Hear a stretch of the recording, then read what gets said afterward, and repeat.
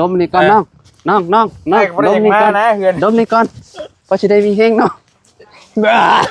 มันห่าวเกินมันเกินหมดโทษโอ้ยเนาะ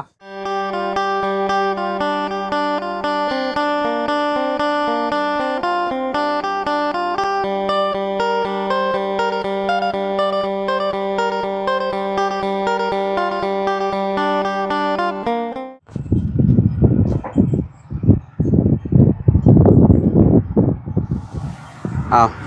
กราบสบายดีและสวัสดีเนาะพ่อแม่พี่น้อง FC เบิร์ดสุขูสุคนเนาะเปิดภาพมาก็อยู่ที่บ้านน้องสายฟ้าพี่เด้อวันนี้เด้อพี่น้อยเนาะหลังจากที่เมื่อวานนี่ลงมาแต่เนื้อกับมาแวะเพิ่นเนาะแวะน้องสายฟ้าเพิ่นพี่น้องมื้อนี้พ่อย่าเพิ่นก็มุงสังกะสีแล้วพี่น้องเนาะมุงแผ่นลูซิ่งนั่นแหละเนาะโอ้ทางหน้านี่มุงแล้วได้พี่น้องเนาะโอ้เพิ่นกำลังตอกต่ำอยู่พี่น้องเนาะกราบสบายดีและสวัสดีเด้อพี่น้อง FC วัสดุสู่คนเนาะไปขับไปเบิ่งนำกันพี่น้องเนาะเบาลีเพิ่นก็มามื้อนี้มาแล้วเนาะน้องนิวเบายาวเนาะแล้วก็น้องผัดไส้บ่พี่น้องเนาะเพิ่นขี่รถจักรมาน้องผัดไส้เนาะน้องก็ขี่รถจักรมาคือกันน้องหากระฮอดเมื่อกี้นี่รถเฮาก็ได้เนาะออกแต่บ้านก็บ่ายโมงกว่าๆพี่น้องเนาะมาฮอดพี่2 โมงครึ่งพี่น้องเนาะบาลีคือว่าอันเว้าในกลุ่มคือว่าฮอดบ้านยังบ่มาฮอดพี่เลยบาทนี่โยมาฮอดไวแท้เจ้านี่หายโตมาได้เจ้านี่คือว่าข่อยออกก่อนเจ้าเหยียบคันเร่งอยู่บ่หยุดฮอดเลยวะโดยไปกับไผน่ะผู้เดียวเดียวเลยแม่นประธานเพิ่นสิอันน่ะเด้เพิ่นสิพาลูกพาเมียเพิ่นไปเบิ่งบุญสงเครือว่าซั่นบุญสงเครืออยู่ซิแม่นโอ้ข้อยก็เลยว่าโอ้ชวนกันเลยเพิ่นว่ายันบ่ได้ไปน้ำเพิ่นก็เลยว่ามาสายเดียวนี่ได้หักก็มาชงโทยากินนี่โอ้พี่น้องเนาะพอดีหลายคนนี่ช่วยกันยกไปเลยโอ้ดีแล้วมาสิได้ใช้กิ่งบ่ได้บ่เรากิ่งบ่ได้มันเตกเราอ่ะต้องห้ามได้เนาะต้องห้ามกันหลายคนพี่น้องเนาะจักโลนี่ว่าเอาเลยจะคิดว่าประมาณ2 คนข่อย2 คนเจ้ากันเจ้าซะแล้ว90 โลแต่ว่าพอได้200นี่คำบ่กลัวเนาะเติบนึงได้จ้าเด้นักอยู่ได้พี่น้องเนาะกัดสิยกคนละข้างเลยเนาะจักแม่นตายอยู่มีจะไปรุ่นอยู่เท่านั้นก็ได้ทั้งนั้นก็น้องนิวน้องได้อันนั้นอยู่พุ่นเนาะหลายคนบ่ยาวพี่น้องเนาะเราคือมุงผู้เดียวอันผู้หนึ่งเมื่อวานนี่บ่เมื่อแล้วแม่สร้างเพิ่นลาแล้วพุ่นน่ะสร้างอยู่ผู้เดียวปัดเรามุงผู้เดียวเราเลยได้ฮะเอาขึ้นเองมุงเองเนาะสุดยอดเลยเนาะมุงเองเนาะว่าลีเนาะอยู่วัน100เด้ออยู่เราก็แล้วทางหน้านี่เนาะยังเหลือแต่ขอบข้างเนาะแม่ที่เหลือจะลบมันจะเป็นลบมันจ้าเนี่ยลบขอบข้างนี่ก็คือแล้วได้เนาะว่าลีเนาะเอาเบิ่งงามบ่สีมือเราเป็นได้สียังนี่นะสีคืออยู่บ่ได้สีคือบ้านน้องน้ำนะสีแดงงามใช้เบิ่งก่อนบ้านประตูจัดปีสีนี่ว่าจ๊ะสีแดงงามโอ้ต่างกันเนาะแดงบ่แดงแบบว่าเป็นแดงกันนั่นเนาะแดงซ้ำนี่เนาะมันบ่ได้แม่นว่าแดงแบบเข้มนะพี่น้องแดงแบบนั้นบ่งามเนาะลีเนาะแดงแบบนี้งามพี่น้องเนาะแดงแบบนี้ชุดละแดงสีบักหว่าเนาะสุดยอดเบิ่งพอดีบ่แพ้หูแพ้ตาแม่นแนมมาแต่ใกล้นี่ก็โอเคเลยเด้พี่น้องมันบ่ได้แบบจี๊ดจ๊าดเกินไปเนาะเอาไปเด้บ่ครับโอ้แม่นอยู่ว่ามันเข็มแต่ว่าเป็นกับบ่เหยียบกะยะมันทักมาแล้วเรื่องได้8-9 ล้านบ่ได้นี่9 ล้านปลายบ่ได้สวัสดีดูมืองามๆดูป้าปีนะป้าทิมแล้วจังเฮ็ดมั้ยทิมลินบักบี มือนเฮาแต่ยังน้อยเลยเข้าใจอยู่แล้ว เกี่ยวเข่าก็โย แม่ เนาะเกี่ยวเข่าขึ้นมาเฮ็ดบ่เป็นก็ให้พ่อแม่เฮ็ดให้เด้ อืมเนาะอ๋อคักๆๆบัดนี้เนาะ เดี๋ยวมีโฮมแล้วบัดนี้ มีโฮมแล้วพี่น้องเอ้ย ว่า มุงแล้วนี่ก็คือว่าสิปั่นข้าวบ่ ก็คิดว่านั่นเลยแต่ว่าลุงภูหน้าใกล้นี่เพิ่นเพิ่นว่ายังมาเว้นได้อยากให้อยากเว้นก่อนให้มันปลิวคือเข้าเพิ่น เห็นได้ซะ จักสิได้แล้ว เพิ่นอันน่ะสิบ่ทุกพายุเบิดยังไคเนาะ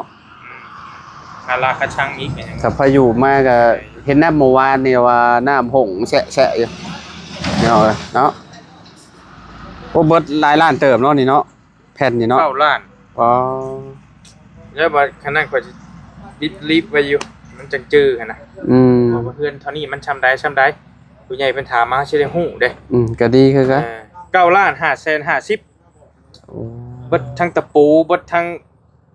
รวมหมดเลย แม่ เอ่อ เป็นลบเป็นหยังมัน สั่งอยู่ใช้นี่นะ ใกล้นี่ได้หั่น อ๋อขึ้นไปเทิงตัวนั้นเนาะ เลยน้ำตาลประมาณ14,000ไปปลายนะ ก็คือแบบตัวนี้แผ่นยาวเลยพี่น้องเลยเนาะมุงด้านหลังเนาะ ลูกหลานเอ้ย อืม 14,000 อ้ายไปใช้อ้ายล่ะ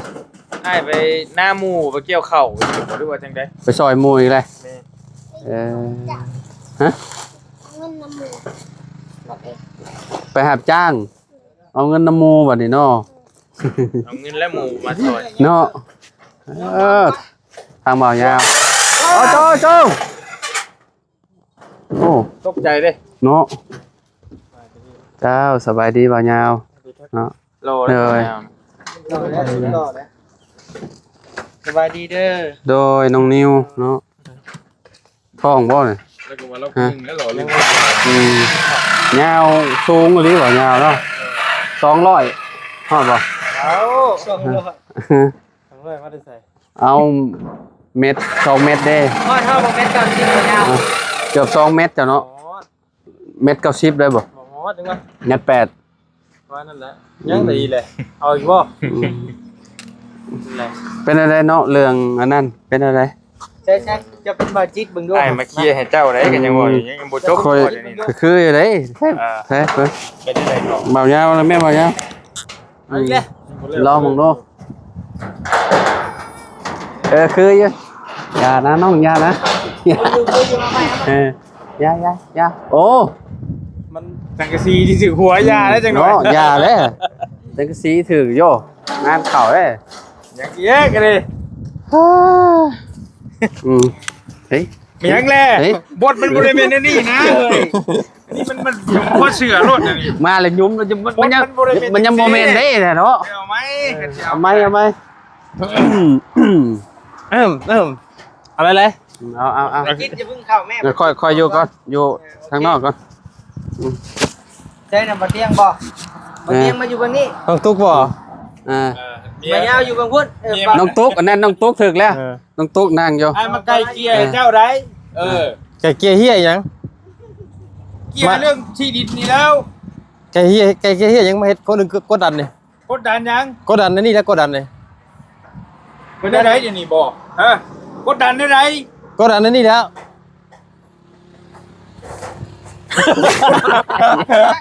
ยัน บังไก่ก่อนไม่ เข้าใกล้นี่นะ กำลังสิเนาะ มาสามารถมา เทคหลายเถื่อเลยพี่น้อง ถ้าไม่คอยอยู่เพื่อนดังนี่คอยไปอยู่ถามอยู่หู้ดีกว่า ไปนะแม่เก็บเสื้อผ้าไปรถกับเมียจะไปนะแม่ไปรถ โต๊ะเมื่อรถไป ไป เมื่อไหมเมื่อ เมื่อยังก็ได้คลิปเดียวนึง ไปบ่ได้คลิปเดียว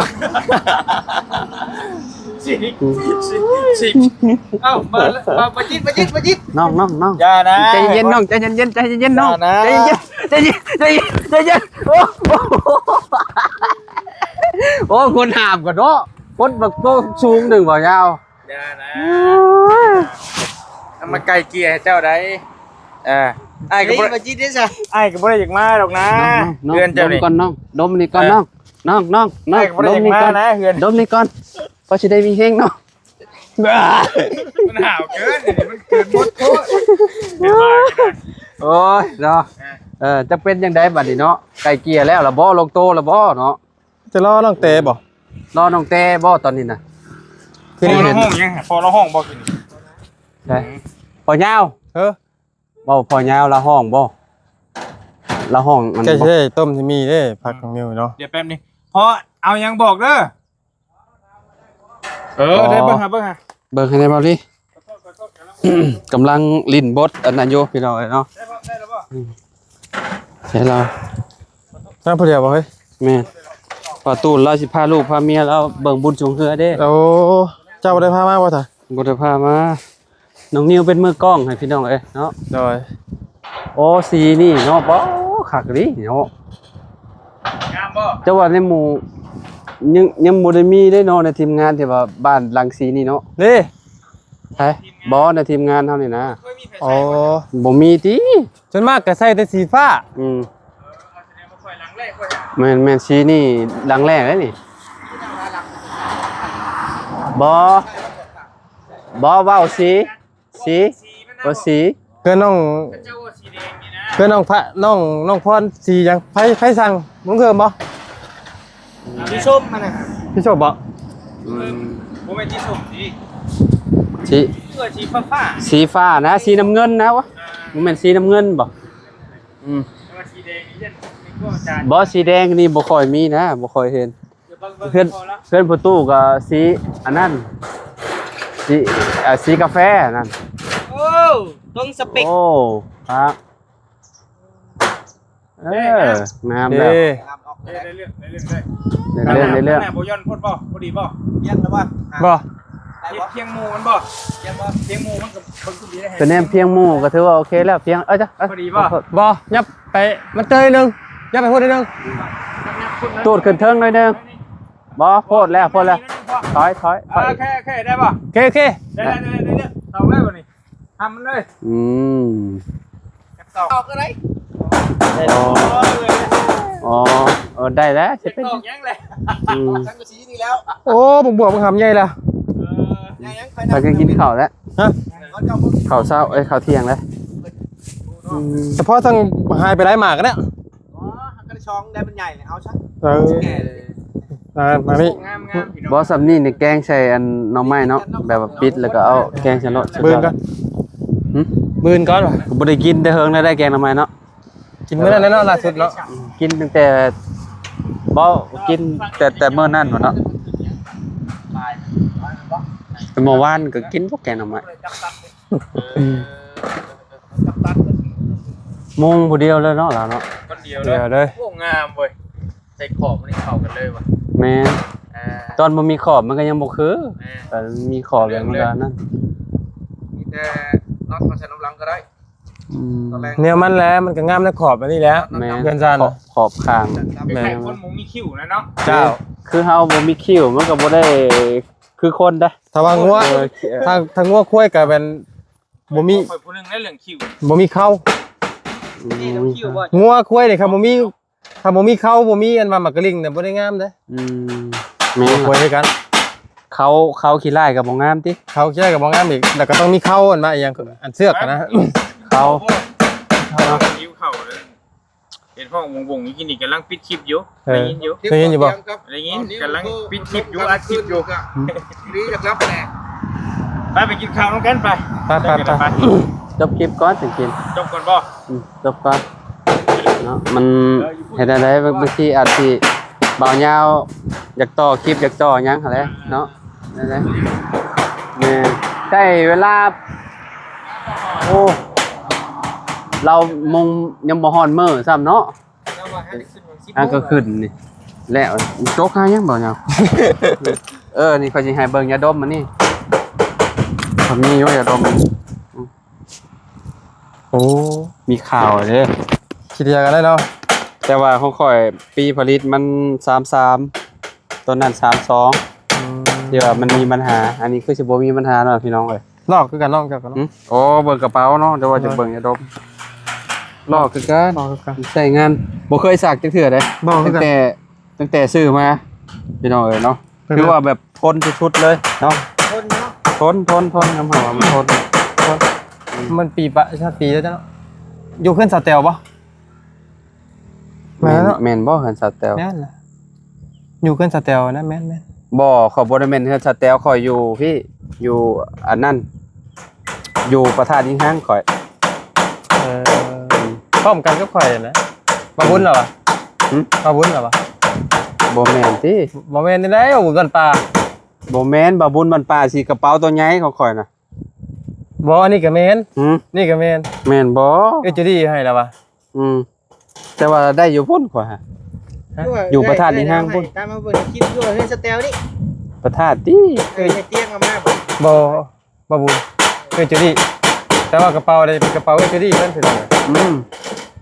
เด้ ไอ้ตัวหนึง อั นะ นเดียวกันก็ข่อย ตัวหนึงนะบ่าวเตียงเอาให้อยู่บ้านนั่นเอื้อยนั่นอยู่บ้านยังที่เฮาไปนะ จำได้ นะเอื้อยยังลืมแล้วลูกเราไอ้ชื่อน้องยังวะ มานั่นล่ะ เอาที่ซุมบ่าวแซนเฮ็ดเทือนให้เด้อยู่พุ่น ของเฮาแห่งลอกมาเลย แต่เอื้อยไปซะ แม่นอันนี้บ่เฮิงดอกก็เลย อาเดปุ๊บ ตะกี้ก็ใส่แบบนี้นะฮอดเดือนก็ขาด กระเป๋าอันนี้มันคือว่าแล้วใส่ไปโดนแล้วมันก็ฮุบโตเข้าฮุบเข้าแล้วก็อันนั้นขาด เขาเปลี่ยนมาชามหน่อยนี่ได้นี่ได้ ของจุบก่อยเป็นปีเนาะ ตัวหนึงขาดกว่านี้ตัวหนึง แม่นสวนมากมันขาวเนาะเอ้า แล้วต้นนั่นก็ยังบ่ได้ขาดได้ของข่อยเอาให้เบาน้อยเชียงรายกระเป๋า ค่อยเอาให้บ่อะไรก็ยังบ่ได้ขาดแบบลายเดียวกันแหละต้องให้ถึง อื ลาย อันนี้ของข่อยกับบ่เนี่ยบ่มีลายอันเดียว มันบ่ กัเลย ขาดแต่มันสิตกสีไปเรื่อย แม่นมันก็เริ่มเรื่อยๆนี่เห็นบ่มันเริ่มมันอันนี้เป็นแบบนี้แหละเนาะ มีขี้ดินเข้าแล้ว มาแรกๆมันสิลายแบบเรียบแล้วก็เลือบ มันสิตายสีไป มัน ตายสีเก่า ก็ตามสภาพนั่นแหละ บ่ขาดแต่ว่ามัน ค สิ นในปีนึง แม่นคันว่ากระเป๋าธรรมดาคือแบบมันนั่นชื่อราคาถึกๆนะว่ามันไปมันเปลี่ยนหลายหน่วยแล้วนี่เนาะพี่น้องเอ้ย มันทนอยู่แต่มัน มีของบอลี่กันเดียวกันบ่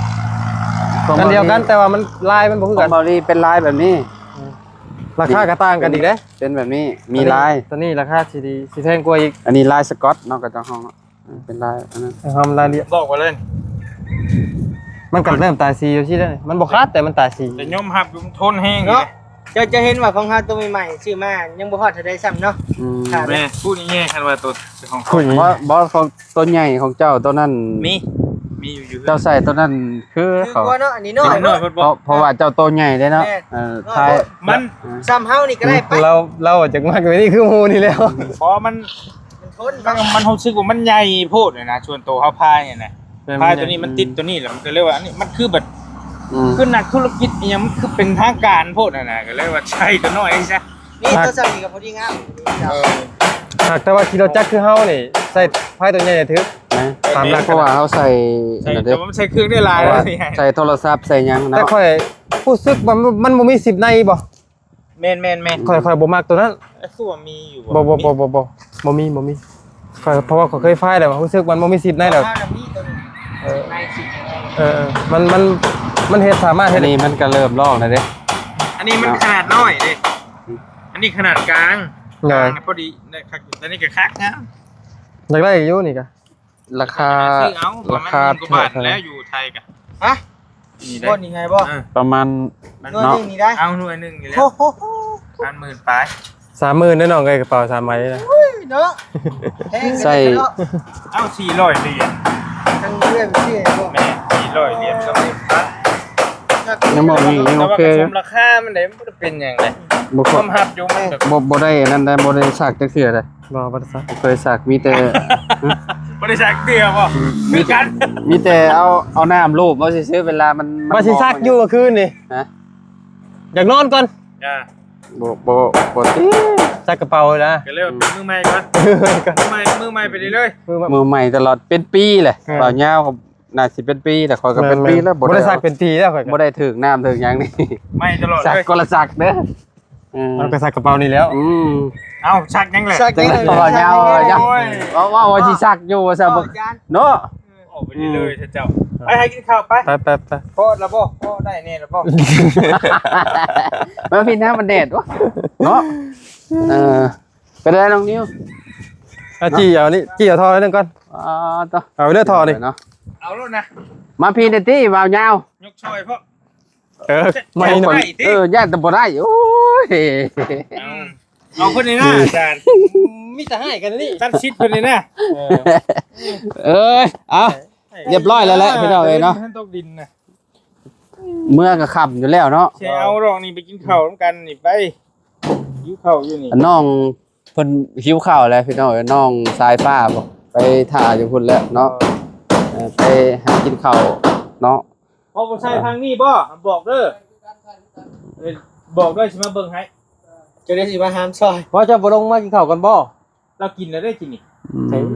เรากินเพอดิถั่วบางใหญ่หนึ่ง เอาเลย โอ้ก็กินน้ำกันอีกก็ได้ แต่ว่าเพื่อนว่านั่นเด้อ แล้ว ก็ลงมากินเนาะคะแนนมาว่าสิ เท่าพัดชัยเด้ โอ้ พอดีบ่นี่ชวนตัวพอดีบ่พอดีบ่ นี่แหละ บ่ยาวๆโพดบ่นี่คือออกมานี่นะ บ่ยาวได้สำ พอดีแล้วพอดี พอดี แล้ว เวลาฝนตกฝนหยังกับมันนั่น พอได้ต้องดิ โปเชเลย คือว่าบ่ท่องมาเดี๋ยวนี้วะหิวข้าวบ่ กำลังอันปากไอ้เว้ากับลีดพันกันนะว่ายาวเนาะ อาจารย์ว่าสิถามหยัง บ่ได้ถามหยังเลย มื้อใดสิขึ้นเหนือบัดนี้ ค่อยแล้วบ่ประมาณอีก2-3 มื้อจากเสื้อผ้าแล้วกัน ชักก่อนเนาะ แม่น ชักมันจะขึ้น เอาเสื้อผ้ายังบ่ได้ปั่นเด้ อยู่เหนือก็ใส่วนไปวนมาอยู่ อยู่ 7-8 มื้อนะ คือบ่ทันอยู่เด้อ โอ้มันก็เจ้าบ่แม่ก็เจ้าบ่ได้รับจ้างเด้ มันเป็นแต่ชักบ่ได้ ก็แนมจ้างก็เจ้าก็ ใครอยู่นะ เอาแพงอ่ะนะก็เลยว่าฮุบลงมาให้เมียปั่นอยู่บ้านให้จะประมาณมื้อ2มื้อพุ่นแหละสิไปไหม พอดีแล้วยกท่อช่วยกันเด้อจังหน่อยนี่ โดยลุงเฮิม คนนี่ ลุงเฮิมยัง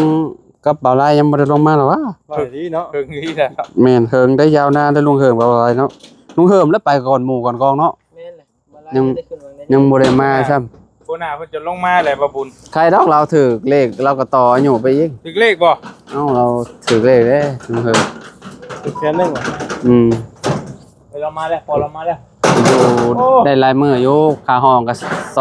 200,000เนาะพี่น้องเอ้ยก็สิ หาโอกาสไปอยู่ข่อยก็ได้เบิ่งนี่ก่อนเบิ่ง ไปนำกัน เบิ่งงานน้องเพิ่นนี่ก่อน แล้วงานก็ตามหลังเนาะบัดนี้แล้วตัวนี้แล้วต่อตัวได้บ่ดีบัดนี้ ห้องน้ำ อ๋อเห็นห้องน้ำ น้ำก่อน อืม ว่าแล้วห้องน้ำแต่คันว่างบมันเหลือกะก็จะจักสิโพได้งบก็ได้ อ๋อ นี่แหละ ๆ เพราะว่านี่ก็บ่าวบุญชาละวันเพิ่นมอบให้มาอีกอยู่8ล้านบาทก็บ่ลืมว่านี่ อ่า พอห้องน้ำเนี่ยเขาเบิ่งเอาไปมาว่าสิบัดหน่อยกับบ่หน่อยล้านหนึงเนี่ยนี่แกนี่ฮะ เชียนนี่บ่ อันหาแสนบ่ อัน เฮ้ยอันละ 1,700,000 200,000 1,700,000เบิดเลยฝากของให้1,700,000 พากัน บ่กัน ท่อกับแพงได้ของหมื่นเนาะมันบ่ได้ เอาไป บ่สิถือ สิบ่เบิดหลายหรอกตัว อืม ห้องน้ำเนี่ยเอาไปมานี่ก็บ่ได้ง่ายไปเลย โทรส่วนนี้กันบัดนี้เนาะ โทรชักโครกแล้วก็ อืม ประตูอีกเด้นี่ประตู2อัน ประตูสำเร็จว่าเสียบ เพราะว่า พลสติก เพราะว่าเฮ็ดซองห้องแม่นบ่ ด้วย เอ ประตู อ พลาสติกหั่น ปกติกันนะมันจังราคาแบบนี้ ประมาณ 3-4,000 บาทแล้วอันนั้นก็ประตูนั่นก็ได้ เดี๋ยวว่า ก็เติบหนึงนักอยู่พี่ แต่ น้อ ว่าย ทาง เนาะ วิทย์โตวงกบไปแล้ววิทย์ประตูไปแล้วนี่ โอเค วิทย์อันว่าเล็กลาไปแล้วก็ให้นี่แหละ เอามันมีไม้แล้วนะกองเอาไม้ ค่าสร้างเพิ่นเอาน้ำเท่าใดจ้ะ 2ล้านได้แล้วนะ โอ้ แพงนะ ก็คือว่า แต่ว่าอันโตเฮาเฮ็ดตึกอัน2ล้านน่ะคือห้องเดียว เออ แต่ว่ามาบอกกับเราใหม่นั่นเฮ็ด2ห้องน่ะสิเพิ่มให้เราอีกแล้วแล้วแต่สิให้ ๆ เพิ่มอีกเท่าใดก็ได้ แล้วแต่คิดเห็นเอาว่า ยับขึ้นอีกน้อยหนึงพอสร้าง ดีแล้วดีแล้ว อ๋อเราครอบข้างนี่แล้วบัด น้อยหนึงโอเค แต่ว่ามันก็ได้ อ๋อ บ่ ขึ้นอีกน้อยหนึง ต้องมาเบิ่งข้างนอก ขึ้นอีก ได้แล้วบ่ ตูดขึ้นไปอีกนิดนึง โอเค โอเค เอ้ยแล้ว เออ เจอเลยเจอบ่แม่น เออ เจอเลยโอเค ไปหาบ่ อ่า บ่พี่ ได้บ่มาได้แล้วโอเค ทำงานผู้เดียวเลยพี่น้อยเนาะพอยาวเนาะอ่า โอ้ยตัวนี้เลยเนาะนี่มันเลย ซะเนาะโอเคจะไปแล้วพี่น้องเนาะอยู่ดีมีแฮงบ่สุขุทุกคนเด้อเนาะขอบคุณหลายๆเด้อพี่น้องที่ติดตามเด้อมื้อนี้ มาฮอดจอดเทิงบ้านน้องบุญทวียามแรงๆพี่น้อยเนาะไปพอกันไหมโดย เด้อ ไม่เท่านี่